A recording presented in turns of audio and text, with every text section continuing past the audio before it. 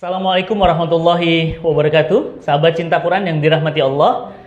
Tidak ada duka, tidak ada bencana, tidak ada kesedihan yang mendalam kecuali satu, seorang muslim takut kepada agamanya sendiri. Seorang muslim alergi terhadap syariah. Seorang muslim takut terhadap khilafah. Seorang muslim bahkan sampai pada level benci kepada agamanya sendiri. Kepedihan yang mendalam ini tentu beralasan karena yang pertama, memang ada upaya menakut-nakuti umat agar takut kepada agamanya sendiri. Yang kedua, karena memang umat Islam enggan belajar Islam. Semakin parahlah kondisi, semakin lengkaplah penderitaan karena memang ada upaya dari pihak eksternal untuk menakut-nakuti Islam, menakut-nakuti kaum muslimin untuk berislam. Yang kedua, ditambah lagi umat Islam tidak mau belajar Islam. Umat Islam tidak mau mengkaji Islam. Sehingga hari ini kita lihat di mana-mana umat Islam yang menentang syariah. Umat Islam yang menolak khilafah. Umat Islam yang tidak mengenal panji-panji Islam. Umat Islam yang menolak hukum-hukum yang berasal dari Allah Subhanahu wa taala. Umat Islam tidak terima dengan hukum waris. Umat Islam menolak hukum poligami.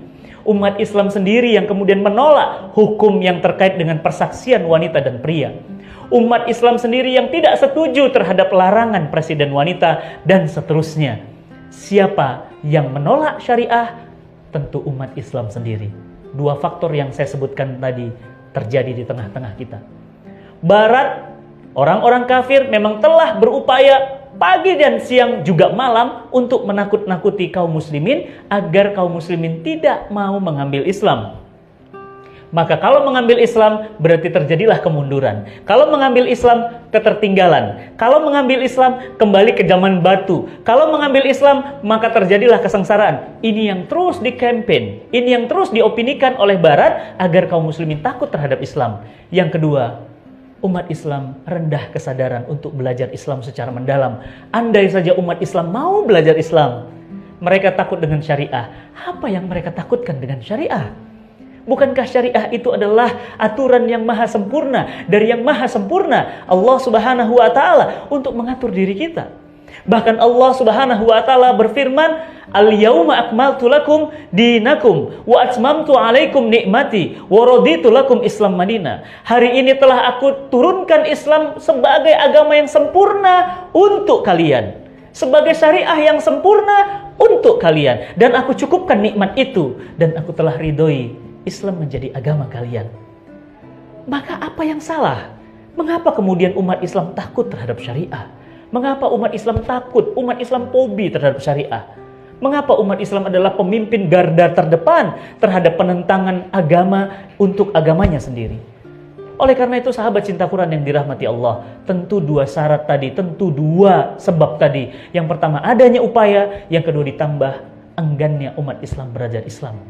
Bayangkan, Islam di Indonesia, 58% umat Islam tidak bisa baca Quran. Ini adalah sebuah fakta, nyata, data bahwa umat Islam tidak mau, enggan untuk belajar Al-Quran yang merupakan sumber hukum syariah yang diturunkan Allah Subhanahu wa taala untuk kita. Ini merupakan bukti.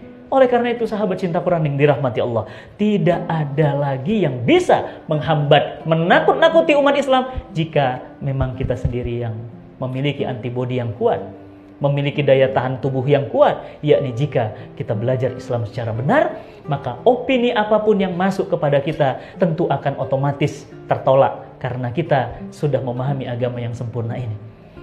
Maka sahabat cinta Quran yang dirahmati Allah, tidak pantas seorang mukmin takut terhadap syariahnya sendiri.